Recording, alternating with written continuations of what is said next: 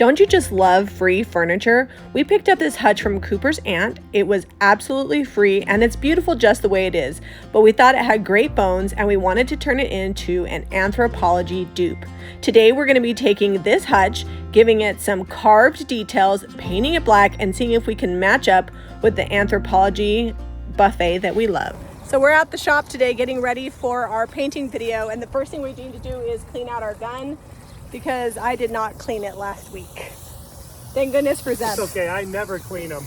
So we just like to take them apart and run water through them. Most of what we use is water soluble. So if you take it apart and run water, eventually it comes clean. Here is the deep, dark garage. See that hutch in the back? That's gonna be today's project. I'm gonna show you what the Anthropologie piece looks like, and then we'll see if we can give it that Anthropologie vibe. I don't know. What do you think, Zeb? You think we can? Yeah, I think I've almost got it unburied here. I'll have it out in just a sec. I was over there sitting in the shade. Zeb's already getting to work here, but we're just taking these drawers out and the doors so that way we can go inside and work where it's not like 5,000 degrees. Jamie's got the drawers. We're gonna put some keyhole molds on those. I think they're gonna be good. So Zeb's gonna be using the amazing casting resin, and we're gonna add some keyholes to the drawers just to make it look a little bit older. When you're using amazing casting resin, you're going to want to wear gloves and be in a well-ventilated area. You're going to use part A, part B, mix up one side equally of each, and then pour fairly quickly once they're mixed because it will start setting up. Today we're going to be using a variety of Iron Orchid Designs molds. I will put the link in the description below for the entire collection. So I'm not sure which molds I want to use. So Zeb's over here been like molding like crazy and he's just going to remove them out of the molds. You want to do it when they're kind of still soft, not too hard. So I just pulled this one out and it's still like a little warm to the touch. It's not completely cured up. And you can see how it's all flexible and bendy, and I can kind of do what I want. If you've got a round surface or you need to go around an angle or whatever, or form this to a shape. And you can just take them and those ones might not be ready. Pull them right out of the mold. As soon as they're all white, that's when you want to take them out. This one's long, so let me do it. Zeb's gonna do it so don't break it. Look how long that one is. That's cool. The nice thing about the resin is now we can like paint, distress, whatever, and it's gonna be perfect. Zeb's working on layout. We don't want anything going over this edge, so he's just gonna cut it off so that way it fits in the space. We're gonna have all these extras we can use on future projects.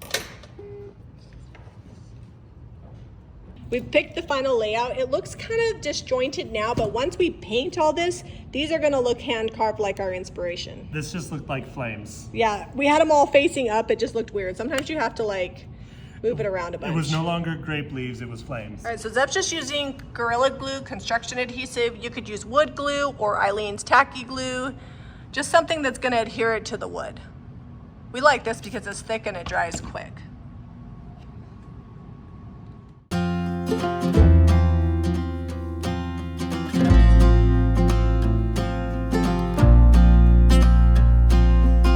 I really like that together. You made everything fit well. Yeah, a lot of elements, but it's gonna work out.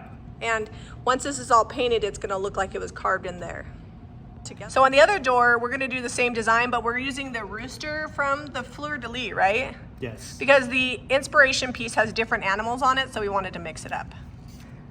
You're doing a really good job, Zeb. I know. We often get asked how much you can do with one package of resin. If you order the wet resin at jamierayvintage.com, we made all of these pieces with one box. Yeah, and it wasn't brand new, it wasn't fresh. We'd used it a little bit before. Yeah, so you could do just slightly more than all of what you see here. I'm gonna be using layered chocolate, and I'm going to paint this white, brown, because when I distress, I don't want to be able to see it. And then I will go ahead and seal that up so that way it all looks cohesive.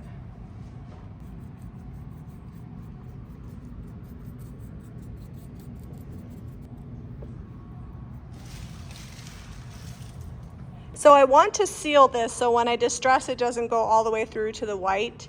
And I'm going to be using Final Finishes satin top coat. We sell this at jamierayvintage.com. And I'm going to seal this up so that way it's not water soluble when I wet distress. All right, so we've got the glasses now out and our molds and the sealer and paint are all dry, so we're ready for Little Black Dress. So what is the ratio of Little Black Dress to water? 3 parts paint, 1 part water on the DIY paints. Yeah, much thicker than cottage color, so make sure you get the ratios right, and then you're going to shake it up really good. You probably should strain it. We just never do. Yeah. Everybody asked about our air compressor. This is our lovely air compressor that we have. We keep it at what, 60 psi? So it's regulated at that. Yeah. Oh, it's regulated at 60, but we've got it up a little bit higher. Here's the thing. I leave that at 100 and I adjust this until it's the right pressure coming out as fast as I want it. Because that way we've got a little extra, because this is kind of a smaller machine, right? Yeah, it's a little underpowered. You're rigging it? A little bit. Got enough space cleaned out here in the front of the barn, put some of that shed and cardboard stuff away, and now we are going to start painting, but I've got to get the glass out first. It's just got this wood molding on the inside holding the glass in, and I think it'll be easily pried out with just like a little scraper or something. We'll get that out. It's got tiny little nails holding it in.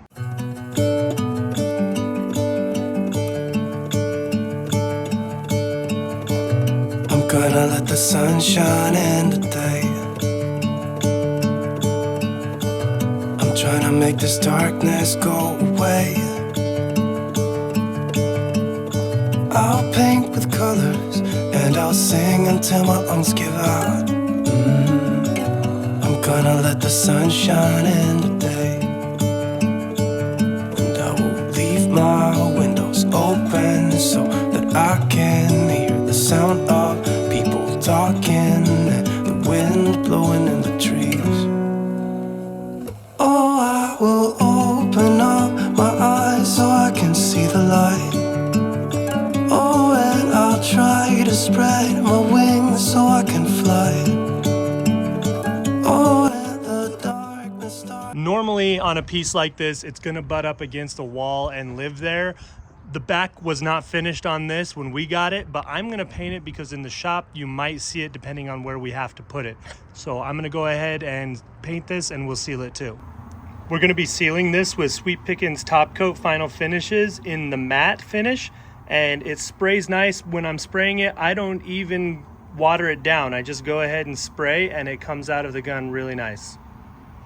I flipped it around out of the direct sunlight so that I can seal this in the shade, because the direct sunlight is going to dry it way too quick and it'll get rough and bumpy, and we don't want that. So Zeb already got ahead of me. He is starting to move things around. This piece was over here, and we're going to be moving the piece back over here that was here. This piece will go up front, and the hutch is gonna go right here, because I think it'll look best against this white wall. We call it the shop two-step, just shuffle, shuffle, shuffle. That piece is actually surprisingly heavy. Can we move that further back, like up against the table though? I do the shuffling and Jamie does the rearranging. Right? But now I gotta like get it just right so that way there's walkway. Sometimes I leave her alone to do this and I come back and she's still at it. It takes me a minute.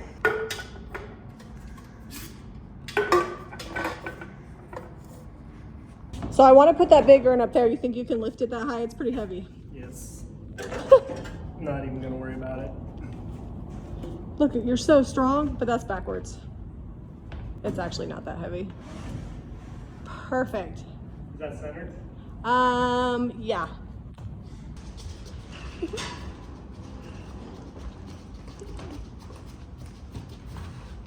Now that we've got these displays all put back together, we're gonna call it a night and come back tomorrow and get it all set up in the shop.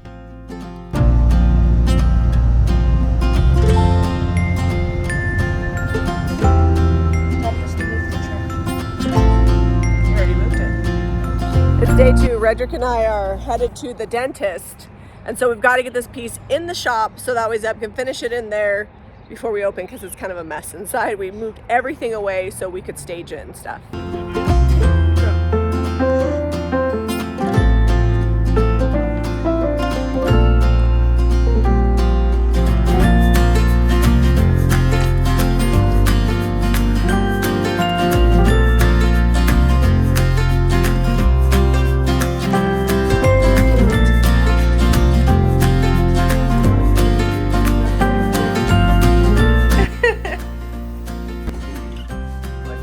So we can get a little distress on here, what I'm gonna do, because Jamie painted that brown and sealed it underneath, is I've got magic erasers, or the equivalent of, and they're about like 1,000 grit sandpaper wet sanding. So we'll see what happens here.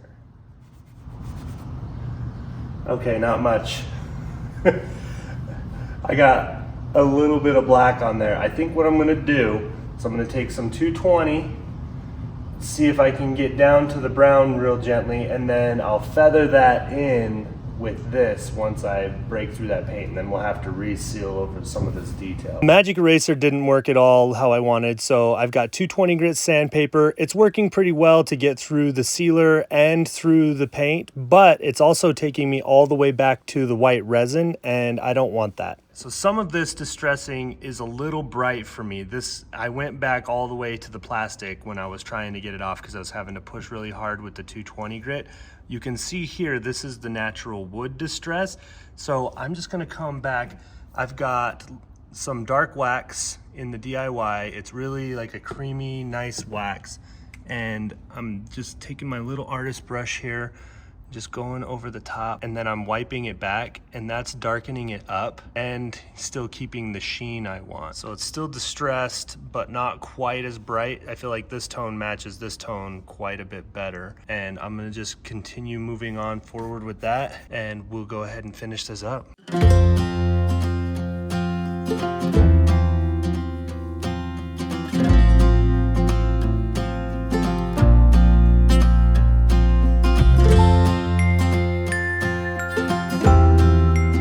So we're back from the dentist and we're headed into the shop. I wanted to show you how cute this thrift find was. Remember on Monday we picked this up? Look how darling this is. I need to get some like plants to just put in there that can go over the edge. And we finally painted this thrift flip. I think I paid like $10 for this bird cage. I need to actually price it. There's not a price tag. And our cute little rocking chair. I love the door, by the way. Last week we painted this door, and I still probably should come back and fix a little of the bleed through, but it looks so good. I still haven't painted the window, but maybe I'll get to it. We're gonna see how Zeb's doing on our project. Oh, he locked the door. How's our project? It's ready to be staged. It's ready to be staged? Yeah. So I think we're gonna photograph it without the glass in it because the glass will glare. Oh, that looks good. You did good, Zeb. I like it.